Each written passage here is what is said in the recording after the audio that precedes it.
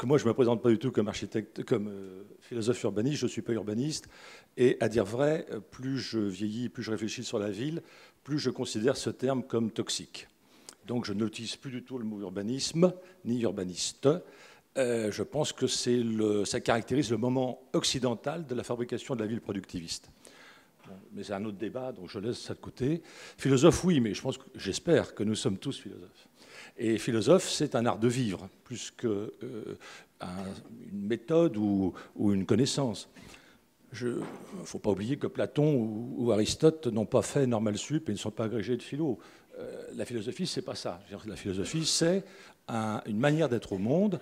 Et donc, Aristote ou Platon, qui sont des amis que je fréquente quotidiennement, eh bien, ils nous éclairent et ils m'éclairent sur qu'est-ce que c'est justement que l'essence des choses, qu'est-ce que c'est que l'être des choses. Puisque la philosophie grecque naît en ville et elle naît à partir de la connaissance de l'être. C'est ce qu'on appelle l'ontologie, c'est-à-dire quelle est la tabliité de la table, la microïté du micro, la chaiséité de la chaise et l'humanité de l'humain.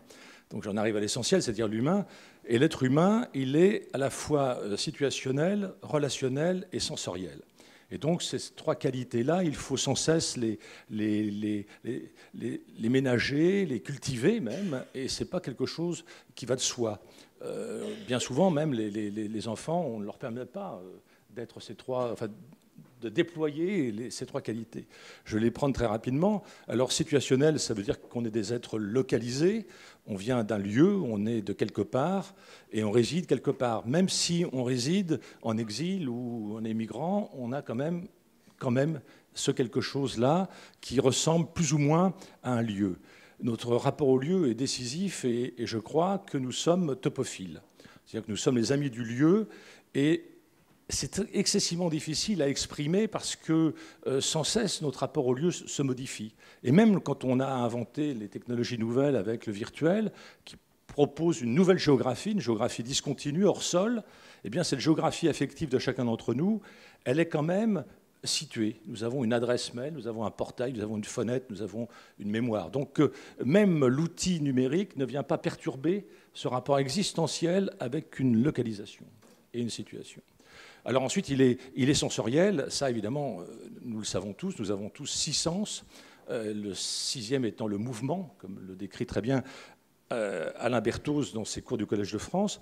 Et là aussi, la ville a beaucoup à faire, mais c'est un autre débat, ce sera un autre colloque sur les 5 sens ou les 6 sens en ville. Mais bon, évidemment... cette espèce de capacité de construire la ville en tant qu'architecte ou élu ou paysagiste ou concepteur lumière, etc., c'est prendre en considération tous les éléments matériels de la ville et artificiels de la ville. Car la ville est précisément quelque chose qui a affaire aux 4 éléments. C'est pour ça que lorsque je travaille avec les enfants et avec les enseignants, et avec les inspectrices ou avec les ministres, je leur dis toujours, il faut supprimer l'école élémentaire et créer l'école élémentale, c'est-à-dire l'école des 4 éléments, mais pour la culture occidentale, 5 éléments pour le monde oriental. Mais évidemment, ils ne comprennent pas très bien ce que ça signifie. Or, nous avons précisément cette capacité à combiner les 4 éléments en permanence. Les 4 éléments, c'est Empédocle, le premier, qui va les lister et les présenter, donc la terre, l'air, l'eau, le feu. C'est précisément les 4 éléments qu'on trouve chez les premiers théoriciens des terrains d'aventure en Allemagne à la fin du XVIIIe siècle, au début du XIXe siècle. C'est aussi ce qu'on trouve chez les théoriciens et les praticiens des terrains d'aventure, des playgrounds aux États-Unis dès 1830. Et tout ça, évidemment, on l'a bien oublié. Il faut le reconstituer. Hein. C'est quelque chose qui n'intéresse pas grand monde, à dire vrai. Et pourquoi ? Parce qu'un enfant qui a affaire aux 4 éléments, sans le savoir, est initié à la dialectique des choses. Parce que chaque élément est contradictoire en lui-même. L'eau vous désaltère, mais peut vous noyer. Le feu vous réchauffe, mais peut incendier votre maison, etc. etc. Donc, sans faire un cours magistral de philosophie à un enfant de 3 ans, s'il mélange de la terre avec de l'eau, il prend conscience de cette dialectique incroyable des choses. Et ça, c'est une leçon. C'est une leçon, ça vaut une année de collège, enfin, ou d'école primaire. Hein. Donc, cette expérimentation des 4 éléments permet à chaque enfant, effectivement, de grandir en lui, parce qu'il découvre ce avec quoi il va le faire environnement. L'environnement, nous, ce n'est pas extérieur. Ça, c'est une invention de quelques personnes. Ben, ce n'est pas non plus l'objet aujourd'hui des dénoncer, mais enfin, on pourrait. Mais non, non, c'est nous qui faisons environnement avec la nature, qui elle-même est grandement modifiée, transformée par les agissements souvent inconsidérés du reste des humains. Donc l'environnement ne nous est pas extérieur. C'est nous qui avons environné l'environnement avec nos déploiements technologiques. Et maintenant, ben, on est bien embêtés, donc on essaye de pactiser une cohabitation avec cet environnement en disant l'environnement et nous, c'est la même chose. On s'inscrit dans cet environnement et on le fait. Donc c'est très compliqué parce que ça veut dire que les pédagogues doivent imaginer et privilégier cette relation entre les enfants et l'environnement afin qu'ils fassent environnement ensemble. Alors, quand on étudie les pédagogies dites nouvelles qui sont centenaires, on découvre ça. On découvre ça, c'est-à-dire Montessori, Steiner, Guedes, très important, Dewey, Mabel Barker, la plus importante peut-être. Enfin, je dis ça, mais je pense qu'il y a des pédagogues à la salle, ils connaissent tous ces gens-là. Ils considèrent que la première discipline, qui n'en est pas une, à l'école, c'est précisément la découverte de ce qui fait environnement avec l'enfant. Bon, ça, c'est considérable. Alors, évidemment, dans notre système scolaire, on en est loin. On en est très très loin, évidemment. Le nôtre et tous ceux de l'OCDE, hein, du reste, hein, puisque vous savez que c'est un peu les normes de l'OCDE qu'on va examiner régulièrement pour se positionner, un pays par rapport à la Finlande, un pays par rapport au Danemark, etc. Comme vous savez, le dernier rapport de l'OCDE montre que la France est au niveau excessivement bas dans ce classement européen, enfin de l'OCDE plus précisément. Bon. Mais j'ai regardé l'ensemble des pays et des programmes, à part quelques pédagogies exceptionnelles, globalement, cette relation à la nature, cette relation aux éléments, cette relation à l'expérimentation sensuelle et sensorielle ne s'effectue pas. Donc on est là aussi très très loin de cette question. Alors l'enfant, j'en ai encore rien dit, l'enfant en latin, il y a deux termes, comme vous le savez, c'est infans et puis puer. L'un va donner puériculture, va donner puéril, etc. Et l'autre, c'est simplement, ça signifie celui qui ne parle pas encore. Donc, vous voyez, c'est déjà une appellation un peu péjorative. Et puis, les enfants, ben, il y en a toujours eu. Alors, nous, en France, on a eu cette particularité, c'est qu'un jour, un historien du dimanche, c'est comme ça qu'il s'appelait, Philippe Ariès, va écrire un très grand livre, mais qui a mal été lu. Et donc, on a retenu uniquement la chose suivante, c'est que l'enfant est une invention du tournant du XVe et du XVIe siècle. Et ce n'est pas vrai. Et là encore, vous voyez, il faut désoccidentaliser notre esprit, parce que dans la Chine antique, parce que dans des fouilles archéologiques au Cambodge, etc., on sait que l'enfant avait un statut particulier dans la société il y a déjà plusieurs millénaires. Donc ne croyons pas que l'enfant est une préoccupation des adultes, une préoccupation récente. Alors évidemment, la législation est totalement récente. Hein. La première loi importante en France, c'est 1834, où on interdit de frapper un enfant. Donc c'est quand même une date importante. C'est aussi l'année où Bouillon publie le premier livre sur l'architecture scolaire, 1834. Bon. 1841, c'est la première législation qui va essayer de régler le travail des enfants dans les usines et de l'interdire aux enfants de moins de 10 ans.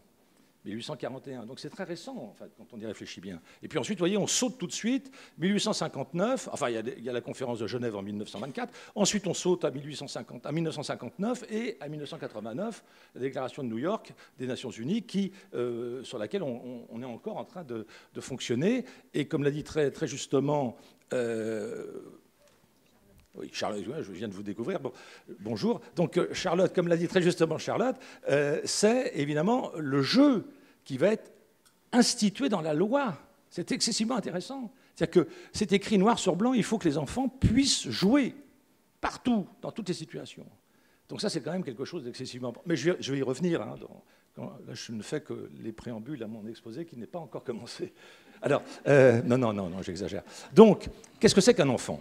Un enfant pour nous en Occident, et là je m'inspire directement d'un de mes amis qui s'appelle Gaston Bachelard, l'enfance, et ça c'est très important à comprendre, l'enfance n'est pas un moment de l'existence. Ce n'est pas une période de notre vie, comme on le croit. Non, l'enfance est un pays. C'est fondamental, ça, chez Bachelard, et pour moi, enfin, et pour vous. C'est un pays dont on aura, plus on vieillit, dont on aura de plus en plus la nostalgie.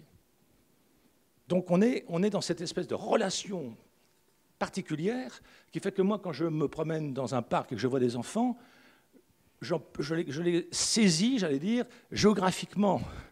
Je dis, je pars à la découverte d'un nouveau continent. Le continent Charlotte, petite, hein, j'entends, ou Corinne, ou autre, ou je sais pas quoi. Bon. Et ça, c'est important parce que ça veut dire que notre regard sur l'enfance n'est plus un regard qui s'inscrit dans une temporalité chronologique. Tu verras quand tu seras plus grand. Non, non, non. Un pays ne grandit pas. Donc un enfant ne grandit pas dans son cela. C'est pas plus tard, qu'est-ce que tu veux devenir. Tout ça, ça n'a aucun sens pour un enfant.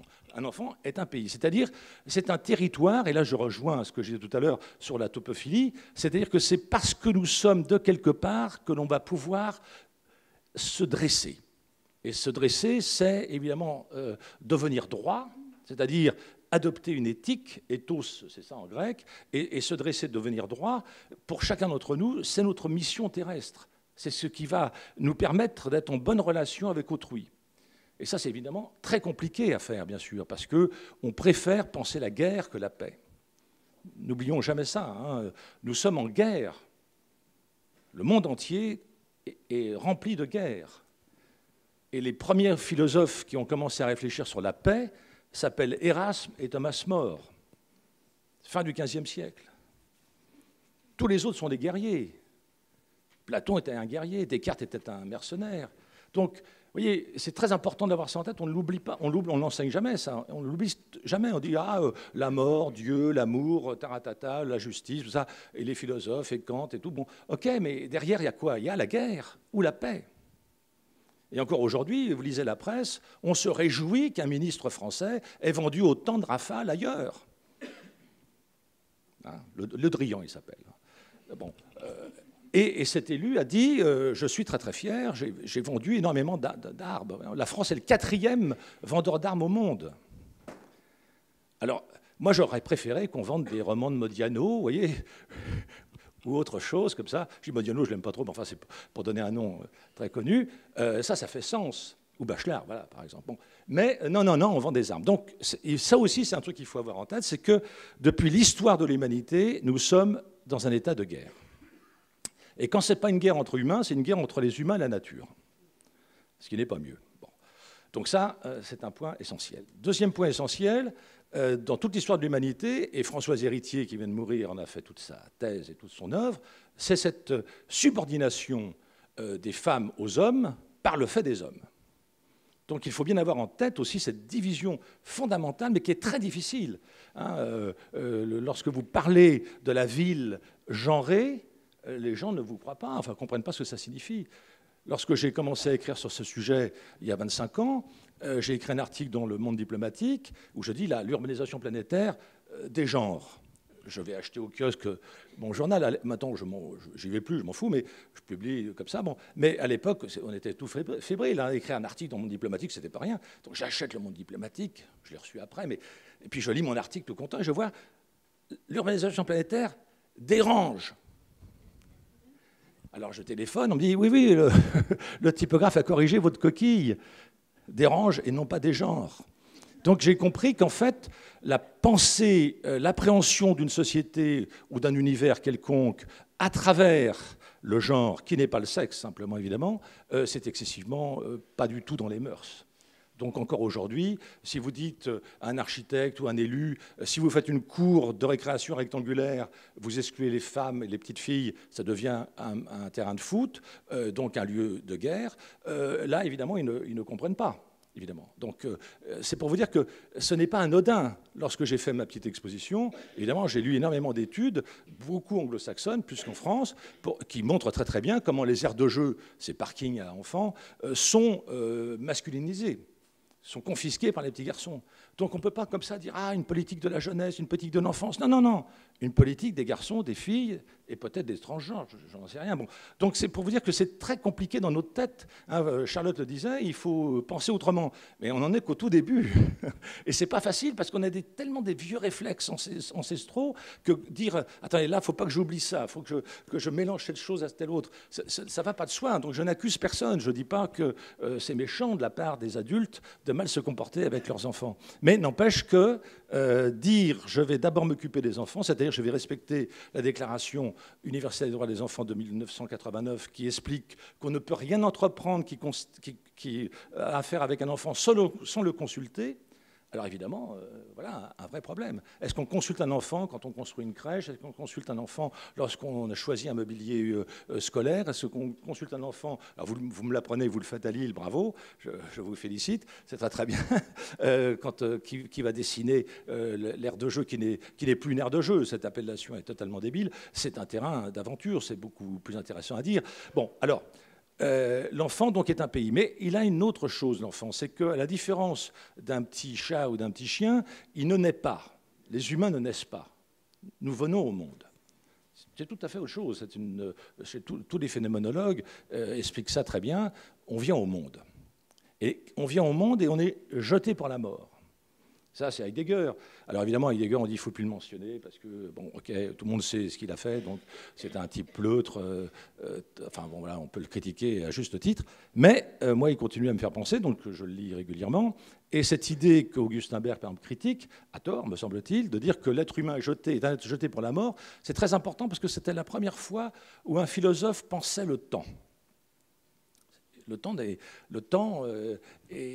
Qu'est-ce que c'est que le temps? C'est une question fondamentale. Alors j'en dis deux mots. Quand il publie Être et temps en 1927, Heidegger provoque une sorte de révolution philosophique en disant que le temps est. Il y a temps. Voilà sa définition. Donc le temps ne peut pas dire c'est ceci ou cela. Il n'y a pas de définition. On ne peut que constater il y a temps. Et un temps pour ne rien faire ou pour faire quelque chose. Donc le temps... c'est nous, chacun d'entre nous, qui allons le présentifier par nos activités, par nos actions, par nos pensées, par nos affects, par nos sentiments. Donc le temps n'est pas un paquet de trucs qui nous est extérieur, qu'on va consommer année après année. Non, non, non, c'est quelque chose que sans cesse nous sommes en train de constituer. C'est pour ça que je travaille de plus en plus sur la chronobiologie et sur la chronotopie, parce que je suis persuadé que les êtres humains sont aussi temporalisés. Et hier soir, vous avez eu une conférence de Michel Lussot qui a écrit L'homme spatial, et régulièrement, je lui dis en le taquinant, à quand l'homme temporel? Parce que l'homme spatial tout seul, ça n'existe pas. Nous sommes toujours en train d'associer, de fiancer nos temporalités et nos territorialités. Et c'est excessivement passionnant et stimulant pour chacun d'entre nous. Il suffit d'observer des enfants dans un parc ou dans une classe. Chacun est dans son monde à un moment donné. Et quand une institutrice ou un instituteur dit « Ah, le petit Joseph est dans son monde », alors là c'est qu'elle a réussi. Il est ailleurs, c'est-à-dire qu'il est avec lui-même. Et donc, il est en train de conquérir son propre territoire. C'est fondamental. Un enfant qui est dans son monde, il n'est pas dans la Lune. Non, non, non. Il est dans son monde. Pourquoi? Comme je le disais tout à l'heure, plutôt c'est Charlotte qui citait un de mes propos, l'enfant est un faiseur de monde. C'est ça sa mission. Il vient apporter son monde, sa contribution, au monde des autres. Il n'est pas là pour accepter le monde d'autrui et se mêler, se couler dans le moule. Non, non, non. Il est là pour chahuter en permanence nos propres configurations territoriales et temporelles. Alors, par ailleurs, c'est pour ça que je l'appelle un chercheur d'or. H-O-R-S. H-O-R-S. Hors de son corps, hors de sa famille, hors de sa maison, hors de sa rue, hors de l'école, hors de sa ville. Et là, je reprendrai très facilement, derrière ces appellations, les stades tout à fait discutables de Jean Piaget, mais qui avaient eu le mérite d'exister, qui ont été depuis révisés par d'autres psychosociologues. Parce qu'il y a quand même un certain nombre d'étapes. On sait maintenant que ça n'a plus la forme de l'escalier, comme le croyait Jean Piaget, c'est-à-dire qu'il faut d'abord acquérir ça pour passer à ça. Non, on a maintenant des circulations beaucoup plus en va-et-vient et qui dépendent de chaque individu, de chaque enfant, et qui dépendent évidemment de chaque temporalité, c'est-à-dire chronobiologie des enfants. Alors, j'arrête là ou je continue? La ville peut-elle être un terrain d'aventure? Oui, alors la ville est un terrain d'aventure, c'est une évidence pour chacun d'entre nous. C'est même ce qu'on peut rappeler une loterie. Je travaille beaucoup sur... je finis un petit essai sur les bidonvilles à l'échelle planétaire en ce moment, et je me suis aperçu que le fait que des gens quittent leur campagne, certes, il y a les conditions de la misère rurale, hein, qui est bien souvent masquée. On croit qu'il y a une solidarité villageoise, qu'il y a une entraide, mon œil. Bon, donc on va en ville parce qu'on va s'en sortir effectivement mieux si on est très très pauvre que si on est très très pauvre dans une campagne. Et donc la ville est un mirage, c'est effectivement une loterie. la ville n'est pas un lieu d'accueil. Elle devrait l'être. Elle devrait être une ville hospitalière, une ville refuge même, comme on en trouve dans la Bible. Pas du tout. Non, non, c'est un lieu de combat. C'est un lieu de guerre. Tu vois, c'est assez intéressant de voir le vocabulaire des urbanistes. Reconquérir le front, vous voyez, de la mer, reconquérir le front du fleuve.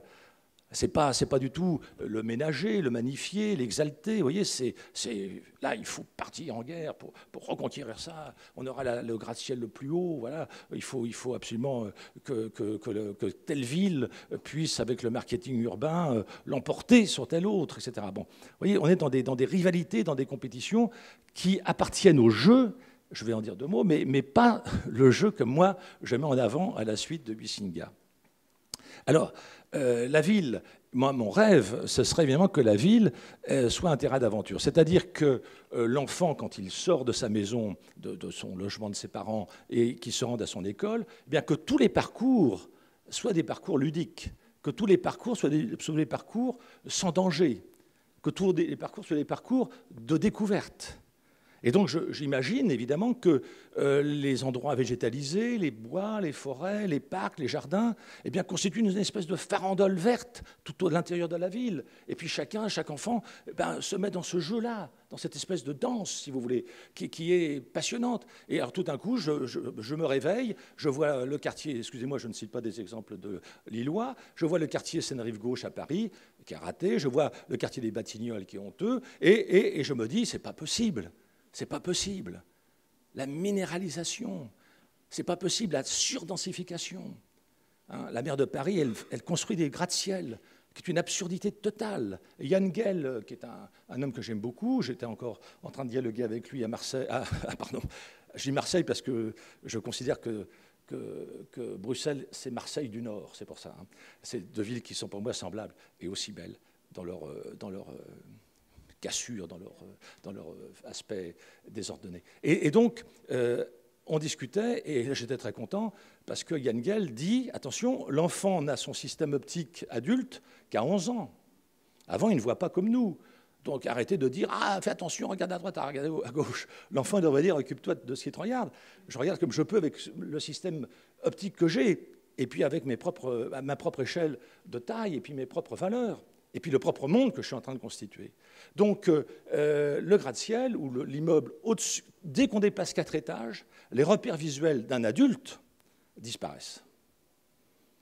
Donc il faut vraiment être attentif à ça, c'est qu'on ne peut pas accepter toute construction. Donc la ville, pour être un terrain d'aventure, ne peut pas être une ville du fonctionnalisme, une ville de la spéculation immobilière, d'une ville où on essaye de remplir au maximum. C'est ce que j'ai appelé dans un de mes livres les désastres urbains. Et alors là, à l'échelle mondiale, hein, il y a ce truc horrible. C'est pour ça que je suis contre la notion de ville durable. Il y a des villes qui ont assez duré, il faut qu'elles crèvent. Dubaï, ça, on n'en a rien à cirer. Bon, donc Dubaï, c'est une non-ville, vous voyez, c'est une machine à laver l'argent sale. Ne l'oublions jamais, ça aussi. Parce que ça, on ne vous le dit pas, mais le dernier rapport sur la corruption planétaire, qui est sorti aux États-Unis il y a 3 semaines, explique que la corruption, à 78%, est dans le BTP. Et nous, on dit, agents nouvelles, pensons par, taratata. Bon. Non, on devrait dire tant de pourcents d'argent sale qui est réutilisé pour construire le philharmonique. C'est ça qui est intéressant. Mais évidemment, on est dans une espèce d'angélisme, si vous voulez, hein, qui fait croire que... Et là aussi, c'est la guerre. C'est la guerre entre les 4 ou 5 grosses firmes internationales. Et Lafarge finance Daesh dans la guerre contre Bouygues. Vous voyez ce que je veux dire? Donc c'est pas du tout... moi, je suis pacifiste, je suis toujours, évidemment, comment on appelle ça comment, je n'ai pas fait mon service, comment on dit ce truc, j'ai oublié. Voilà, un objecteur de croissance, de conscience et de croissance aussi. Et donc, il faut bien avoir en tête que cette dimension-là, elle est constitutive de la manière dont on conçoit l'organisation territoriale. Alors, la ville récréative ou la ville terrain d'aventure, elle me plaît parce que le terrain d'aventure, et ça, Van Dijk en Hollande ou Jan Gehl au Danemark et plein d'autres, et j'en ai montré plein dans mon exposition de Dunkerque, c'est des vastes terrains vagues, si vous voulez, essayez de vous projeter dans votre petite fabrique d'images dans votre cerveau actuellement, le passage de mon oncle, où le petit Gérard retourne voir trois copains, et puis c'est un terrain vague au milieu de la ville, et c'est un vrai terrain vague, c'est pas une reconstitution en studio, c'était entre Créteil et Saint-Maur-les-Fossés, et ce terrain vague aujourd'hui il est bâti évidemment, mais ce terrain vague c'était la respiration de ces enfants, et pas besoin de balançoire, pas besoin de ce truc, vous savez, qui est en métal rose, on monte par derrière et on descend par devant sur sa trompe, on appelle ça un éléphant, ça n'a aucun sens. C'est un appauvrissement de toute la vision des enfants pour faire un monde. C'est honteux, ces trucs-là. Il faudrait non seulement les interdire, mais il faudrait en plus montrer du doigt les méchants designers qui les ont imaginés. Ça n'a aucun sens. Du reste, quand on traverse, moi je ne conduis pas, mais dans le train, je vois les arrière-maisons à l'approche des bourgs ou des villes, et je vois partout des trampolinos, je vois partout une balançoire. Il n'y a jamais un enfant. Il n'y a jamais un enfant. Parce que c'est moche en plus, ces trucs. C'est du i-caca, bon, ça mèche comme ça. Bon, ça n'a aucun sens, parce que ça ne part pas comme un terrain d'aventure de rien. C'est-à-dire que le terrain d'aventure, c'est une petite butte, c'est un stère de bois, c'est la capacité de faire du feu. Alors imaginez les parents, il va faire du feu. Oui, oui, puis il y a des clous, il y a des scies, il y a des marteaux. Oh là là là là, il va se blesser. Mais non, mais on a des pansements au cas où. Bon. Mais non, ça c'est interdit. Non, il faut un truc. Et puis alors, âge par âge, vous voyez, c'est ça les aires de jeu, hein, c'est des classes d'âge. Alors tout ça est dénoncé depuis très très longtemps. C'est ça qu'il faut bien avoir en tête. Moi, j'essaye, autant que je peux, d'avoir une approche rétroprospective. Non pas pour ne pas redécouvrir la Lune une deuxième fois, mais pour comprendre pourquoi quelque chose a été dit à un moment donné et pourquoi ça n'a pas été entendu après. Par exemple, en 1906, Georges de Rothenberg va écrire un livre qui s'appelle « Des villes et des fleurs », dans lequel le chapitre 3 est consacré à la culture des toits. Et si on cultivait sur les toits? Il a cette idée-là en 1906 à Lausanne, parce qu'en 1902, il a loué un toit de New York pour y planter sa tente. C'était un peu la mode. Vous voyez, on allait planter une tente sur les gratte-ciel de New York en 1902 pour admirer le ciel. Puis après, on a fait des restaurants, et puis des lieux et puis ensuite, évidemment, on les a cultivés, plus ou moins. Donc, alors pourquoi ça existe en 1906 et pourquoi ça ne prend pas? Voilà, c'est une question fondamentale. Eh bien, c'est pareil pour les terrains d'aventure. Un terrain d'aventure, par exemple, il mélange les garçons et les filles, il mélange toutes les classes d'âge. Et si vous regardez les classes d'âge dans les pédagogies dites nouvelles, qui sont centenaires, je le répète, eh bien, vous avez un mélange des classes d'âge. Mabel Barker, elle a 15 élèves qui vont de 6 ans à 18 ans. Et comme elle a une longue vie et qu'elle les suit, parce qu'après, quand ils deviennent adultes, ils correspondent encore avec leur vieille maîtresse, leur vieille enseignante, eh bien, elle sait qu'ils sont très bien dans leur peau et très bien dans l'existence. Donc ce n'est pas un handicap d'avoir 17 ans avec un enfant de 7 ans dans la même classe. Ça dépend ce qui s'y passe, évidemment. Ça dépend quelles sont les temporalités qu'on y déploie. Ça dépend ce qu'on y fait, bien sûr.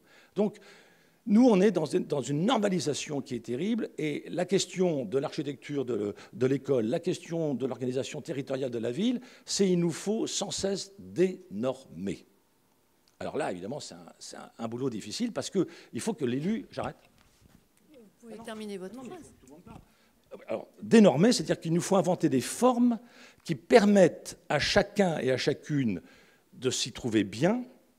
Le bien-être est une notion fondamentale. Et évidemment, si ça va à l'encontre des normes, eh ben, tant pis, on change les normes. Et dans notre société, dans toutes les sociétés, il n'y a pas que la France, on vous dit, non, la norme est comme ça. Je vous raconte juste une anecdote qu'une de mes anciennes doctorantes qui bosse chez Porzampar m'a raconté l'autre jour au téléphone. Il fait des immeubles de logement pour Next City, et il fait des espaces, comme disent les architectes, c'est pas mon vocabulaire, des espaces généreux pour la sortie de l'ascenseur, etc., dans les couloirs. Bon. Et puis ensuite, ça c'était le plan d'origine, c'est réduit, c'est divisé par 3 par le promoteur, et ça passe. Et moi je pense que les grands architectes, très connus, qui ont leur carrière derrière eux, comme moi, parce qu'on est vieux, bon, en même temps, on n'a plus rien à craindre. Donc on peut dire, dorénavant, je vais me bagarrer, je vais dénoncer ceux qui nous fabriquent un habitat scandaleux, indigne, très cher par ailleurs, et évidemment sans aucun lien avec l'enfant. Le bouton de l'ascenseur, le bouton pour appuyer pour entrer dans tous ces équipements résidentialisés n'est pas à la hauteur d'un enfant de 3, 4 ou 5 ans. Alors là aussi, la norme sociale dit « Ah ben il ne va pas être dehors ». Si, pourquoi? Pour jouer, précisément. Alors le jeu, j'en dis 2 mots, parce que c'est un sujet qui me passionne. Le jeu, pour quelqu'un comme Huizinga, alors Huizinga, je dis un mot peut-être sur qui c'est, Huizinga c'est un sanskritiste. C'est un Hollandais spécialiste du sanskrit, et puis, chemin faisant, il s'est intéressé à l'époque médiévale. Il a essayé de comprendre pourquoi il s'était passé tant de choses à cette période-là qu'on déconsidérait à l'époque, ne valorisant que la Renaissance, qui apparaissait un peu comme enfin la clarté après les ténèbres moyenâgeuses. Et lui, il dit non, vous vous gourrez, au Moyen-Âge, il y avait des choses vachement bien. Donc il s'intéresse au Moyen-Âge, et du reste, il écrit un très grand livre qui s'appelle L'automne du Moyen-Âge. Il fait aussi une biographie d'Erasme. Vous voyez, comme quoi c'est pas par hasard, tout ça se tient. Et puis, il est excessivement inquiet de la montée du nazisme. Et donc, il entreprend en 1938 la rédaction d'un essai qui s'appelle Homo ludens, en latin, ce qui signifie l'homme joueur en français. L'homme ludique serait un sens un peu différent. Bon. Et dans ce livre, il dénonce les grands défilés des jeunesses hitlériennes en disant « ça, c'est pas du jeu, c'est de la propagande, c'est du contrôle générationnel ». Et donc, le livre paraît en néerlandais, il le traduit avec un ami en allemand en 1939, parce que ce livre est un combat pour lui. Ce n'est pas un bouquin de plus, comme ça, comme un universitaire qui veut avoir une promotion. Non, il écrit parce qu'il se bagarre. Et le livre sort en Allemagne, il est immédiatement interdit par le régime nazi, et il circule sous le manteau, et il va nourrir un certain nombre de gens qui vont critiquer ces grandes messes apparemment joyeuses qu'on trouvait en Allemagne, et qui étaient des messes récréatives, entre guillemets. Et en France, il est traduit, comme souvent tardivement, mais enfin là, ça a été assez vite, je me suis demandé pourquoi, en 1954. Et donc ce livre, Homo ludens, traduit en 1954, raconte que le jeu est le propre de l'homme. Il prend depuis la période préhistorique, il montre que c'est par le jeu et par ce qu'il appelle la dimension agonique du terme grec agon, qui veut dire compétition, combat, à quel point il peut y avoir une pacification des relations entre les humains par le jeu. C'est-à-dire que du coup, on ne se bagarre pas en vrai, on se bagarre par le jeu. Et ça, c'est une dimension évidemment excessivement importante. Donc le jeu est civilisationnel, si vous voulez. Et ce n'est pas distractif, ce n'est pas un truc secondaire, c'est pas « ah, après les trucs sérieux, hop, récréation ». Non, c'est la récréation qui dure 8 heures par jour à l'école. Ça, voilà, ça c'est bien. Et puis, à partir de là, on est dans une toute autre dimension. Alors, le jeu, pour lui, il est excessivement important parce que l'enfant va jouer à quoi? À imiter l'autre. Et on sait à quel point le mimétisme est essentiel. Hein, on dit souvent à un enfant, là, il fait des grimaces, il se moque de toi. Mais il sait très bien, parce qu'il a repéré chez l'autre des tics, il a repéré chez l'autre des postures, et donc il s'en amuse.